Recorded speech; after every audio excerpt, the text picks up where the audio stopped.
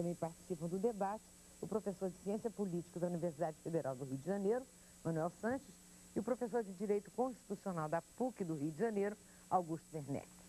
A psicanalista Mônica Nicola discute o caso da nadadora Joana Maranhão, que sofreu abuso sexual de seu ex-técnico quando tinha 9 anos de idade.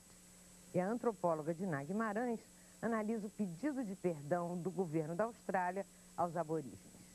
O Espaço Público está começando agora.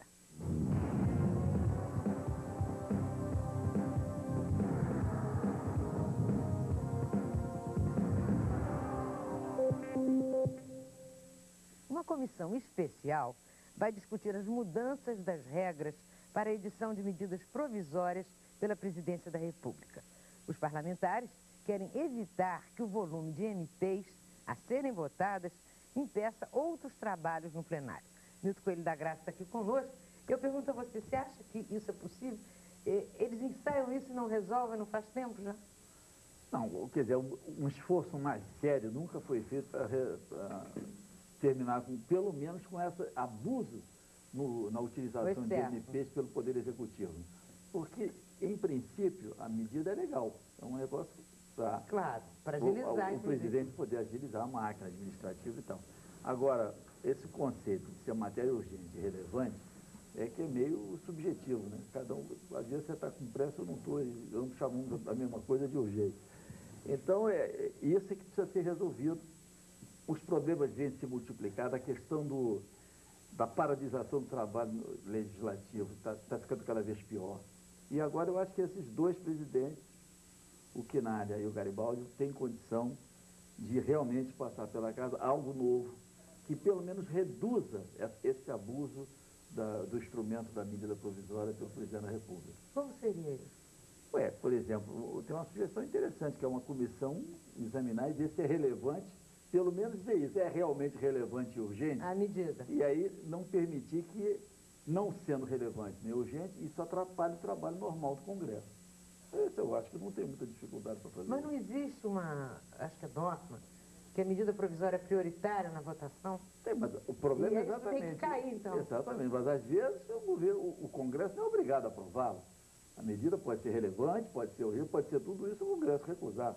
Ou o que é mais comum, ele não decide no prazo que a lei exige. Os primeiros 40 dias e depois ela tem 4 meses para resolver, senão ela tranca a mesma pauta.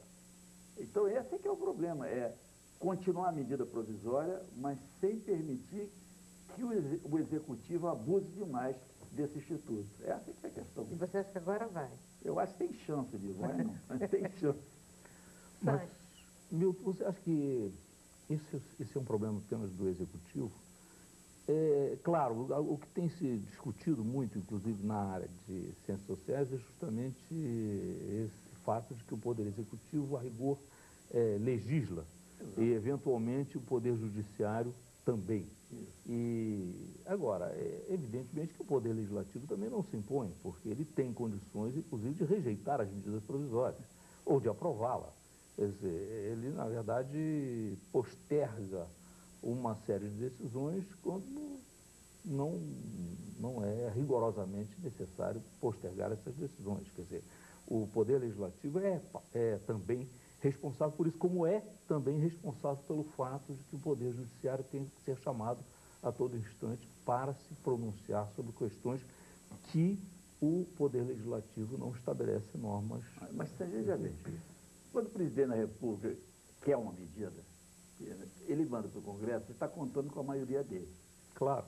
Se for uma coisa que a oposição não queira, o recurso que ela tem é exatamente postergar.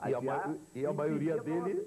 E a maioria dele é votar. Então, essa que é a questão.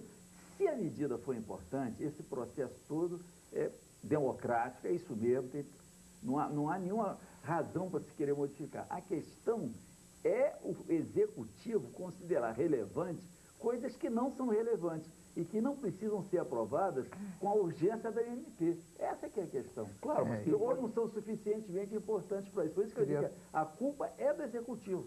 Queria pegar uma carona, a culpa, eu acho que tem uma estrutura no Brasil antiga que amplia muito os poderes normativos do Poder Executivo. Isso é e há uma tendência geral, global, a que cada vez menos os legislativos efetivamente legislem.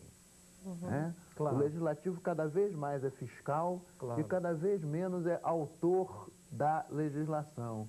Esse é um problema porque muitas vezes falta representatividade para quem edita normas. Claro. Né?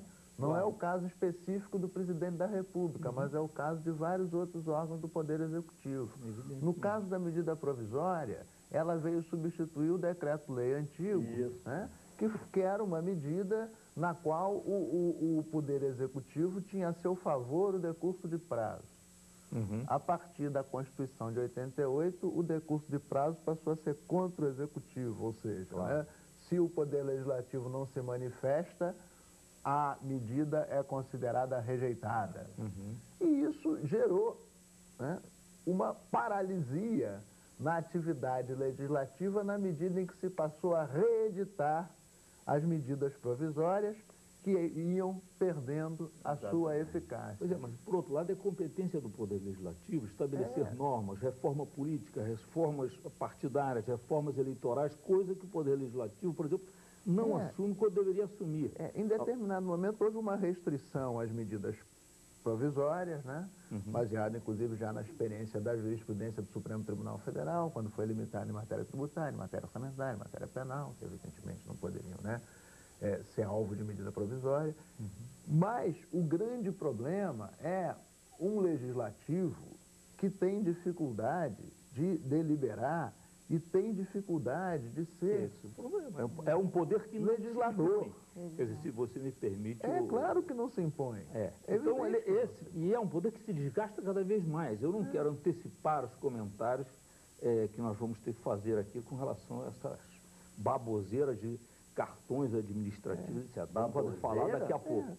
Agora, você não quer um? o Poder Legislativo não se impõe. Quer dizer, se ele não se dá ao respeito, evidentemente que ele não é capaz de... Sanches, para obter aqui uma máxima interdisciplinaridade, né? Falar de mais um campo aqui, né? Claro. O problema de planejamento urbano, a gente falou aqui um pouquinho, né?